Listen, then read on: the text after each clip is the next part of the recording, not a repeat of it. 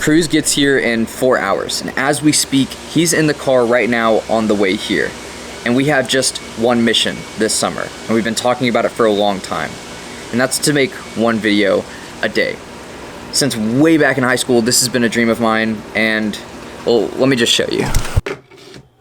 Hey brother, you probably sleeping.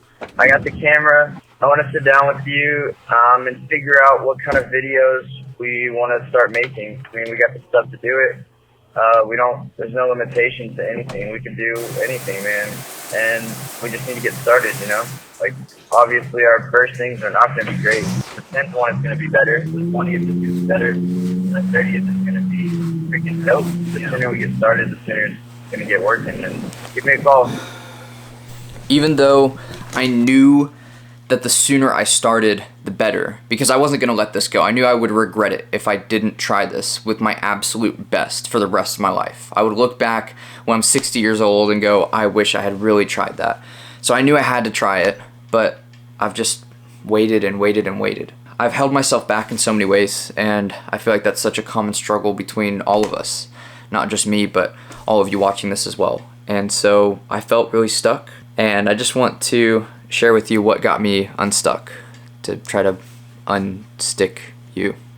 The Englishing is not Englishing today, but to do that, you and we need to go back down memory lane, because there's some things there that I learned about my dreams that I think that you need to learn about your dreams. So we're gonna go with less than 3.5 hours till Cruz gets here. There is ye old stomping grounds. That's where I went to middle school, and I feel like that's kind of where the journey all began. Vine came out when I was in 6th grade, and me and my friends just decided we were just gonna do Vine, because why not? And of course we wanted to get girls, because what more is there to the mind of a 6th grader? We started doing them. Looking back, it's horrendous. I'm glad that there's no evidence or videos remaining of that. Within 3 or 4 months, we had like 200,000 followers just by some 6th graders grinding, and we got what we wanted. There was like lots of girls and stuff that snap us, like high school girls, like all this crazy stuff. It's wild that I did that in 6th grade. Like, we were dumb enough to think we could do it, and smart enough to realize if we just continue to do this, eventually we'll get followers. And I think there's not too much more that you need to do content today, really. In the end, a lot of the stuff comes down to it just being an equation of this is the way to do it, and if you do it long enough, it'll work, it'll get better. But a lot of times we get in our own way. Eventually people found our Vine, and it got like just wind across school, and we got bullied like really bad. I got bullied for it like big time, and it created this like hate for myself. It's horrible for anyone going through it. So that's that. I ended up deleting social media, being done, and not wanting to ever touch it again. I think the biggest lesson I take from ye old stomping grounds looking back is if you really care about what other people think, you're basically screwed, because there's always going to be people who don't want whatever it is you want and think you're dumb for going after what you want. And if you listen to them, then they'll be right, and it'll really keep you from being able to pursue what you want. So it's got to mean enough to you, it's got to matter enough to you, and you got to remember that that's kind of it.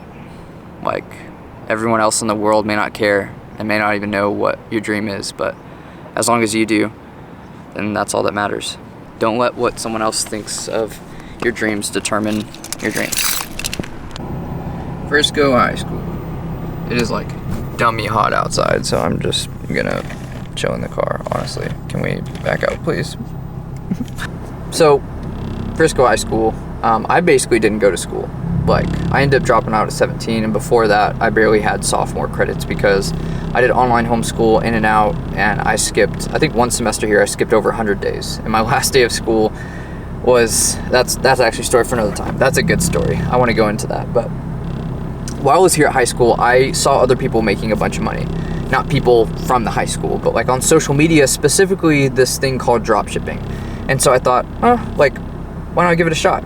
Once I figured out about dropshipping, I jumped like right in. I grabbed a friend of mine and I said, hey, I'm gonna do this. Do you wanna make a store with me? And within 3 weeks, both of us were like, wow, that was really bad. We failed.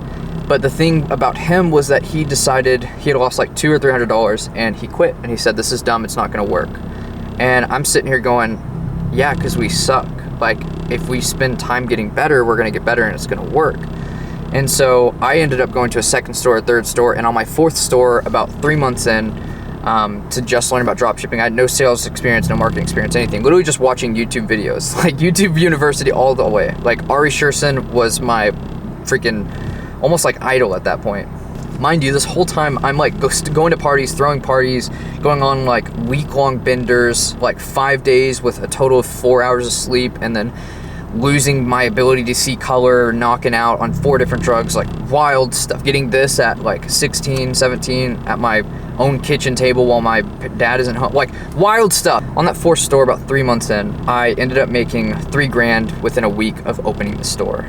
And I was like, wow, I'm on top of the world. This is everything I've dreamed of. Like making a bunch of money. Now I can use that money to do whatever. I can do it with social media. I can do whatever I want. I'm about to make so much money. I was legit on top of the world. I was like, wow, this is it.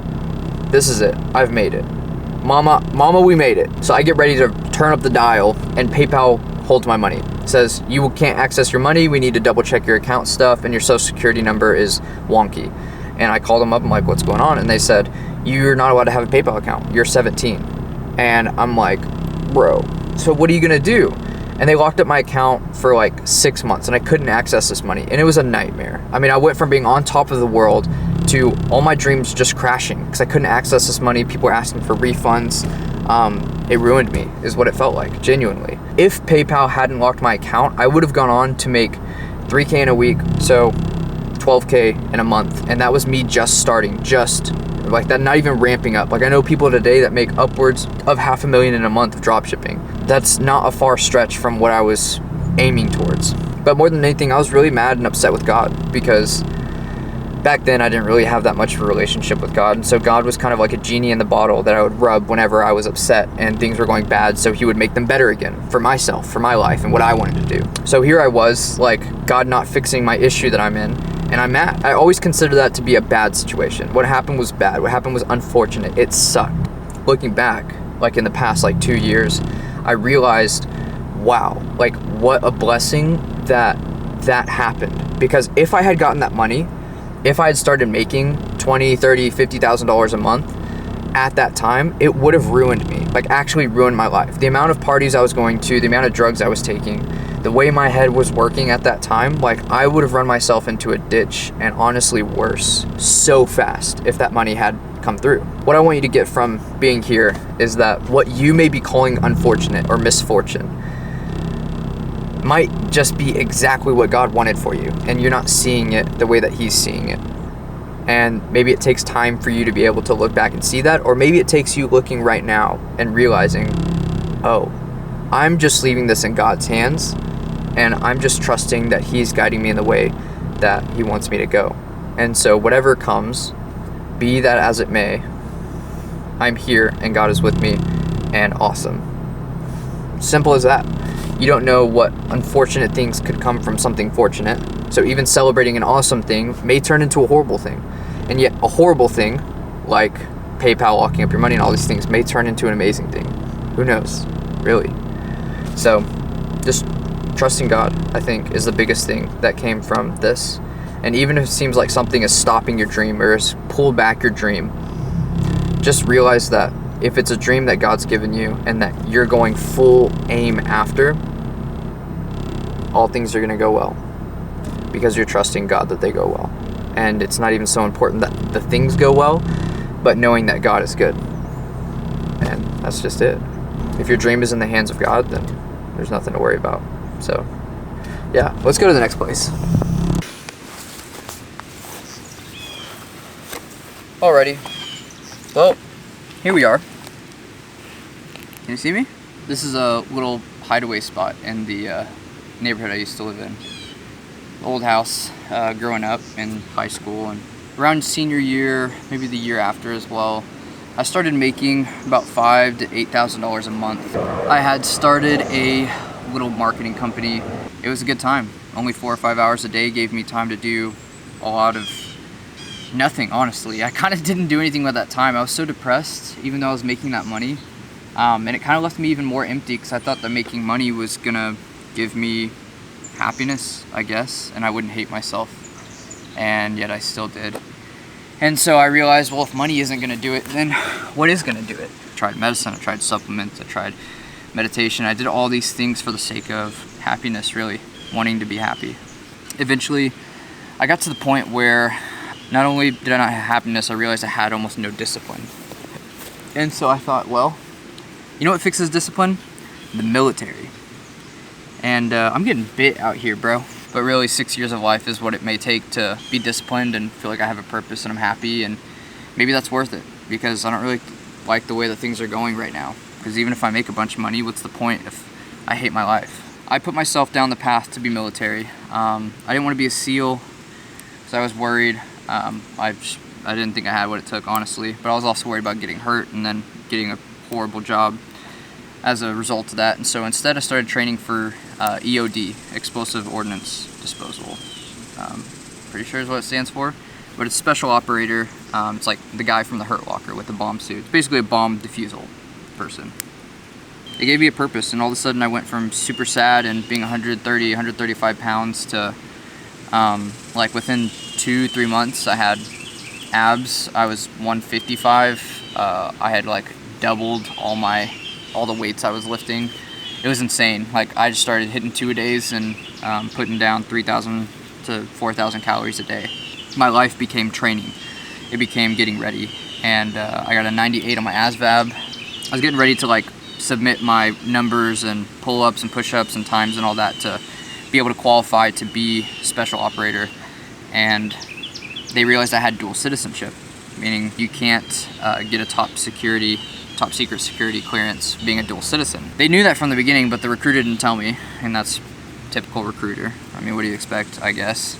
So all these months I've been training, and my life just kind of like shattered in an instant, and I wasn't able to do what I had been training for. And it was about then that I kind of broke. I like realized that I was running from myself, and I kept looking for an alternative to facing myself. I had a big breakdown, and it took me getting broken down, really, that made me realize that happiness is something that comes from me. Purpose is something that comes from me. Discipline is something that comes from me. It's not something that I need to go out and get. It's something that only I can get. It's not something that someone can give me. It's something that I can only grow and pull out of me. Like, it comes inside from me. Yes, going to the military may be a better environment to pull it out of me, but regardless, it still has to come from me. I really think that's true. I think the things that are the scariest for you to confront are the things which hold the most value that you could get from it. And here I was looking to get out of this by going out here and doing something. And really what I needed to do was confront this. And so that forced me to confront here. That forced me to confront this.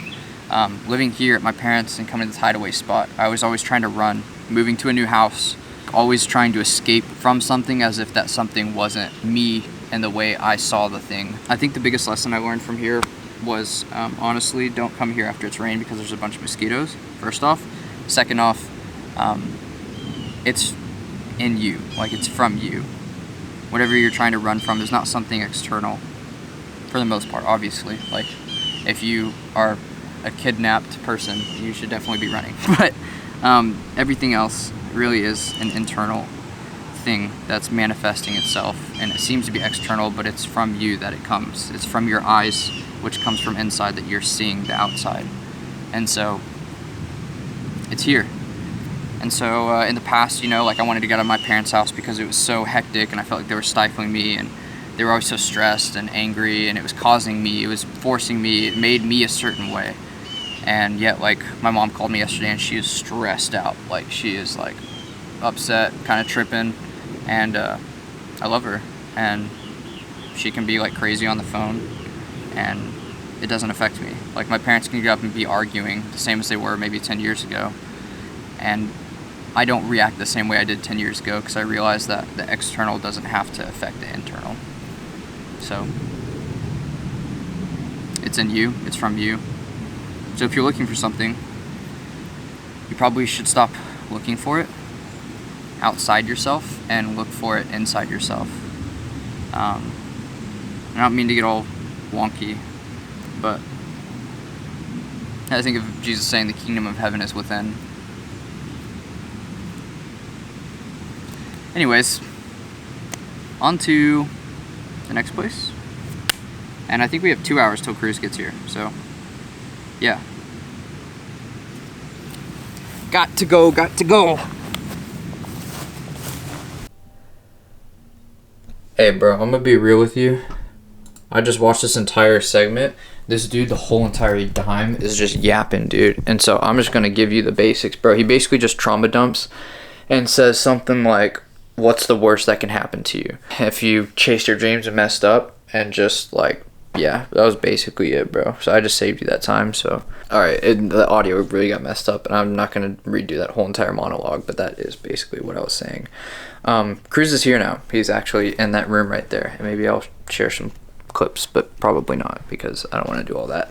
The point is, the voicemail, that's been 7 years ago, and now it's here. Like, now it's happening. I don't think it's too late, and I don't think it's too early. I think it's right on time, and I think that's just always how God is. He's just right on time. I had this like super cool, not really cool, like whole outro planned for what I wanted to say of why you shouldn't chase your dreams and the difference between chasing your dreams and nurturing them. But it's the difference between a star that you're trying to reach and get versus realizing that a dream is not a star to reach and get, but a dream is a seed that God has placed in you and planted in you for you to water and to nurture, and it will grow. And realizing that it's already in you, like you already have it. You are dreaming. So just nurture it. Take care of what God's given you, and also trust that it was God that gave it to you. That's really about it. Don't let your dreams die. Like, God built them into you and gave them to you for a reason. So don't let them die. And yeah, I hope that makes you want to restart, I don't know, something other than chase your dreams, because you don't need to chase them. Just realize that they're in you and grow them. So, all right. Love you guys. Deuces.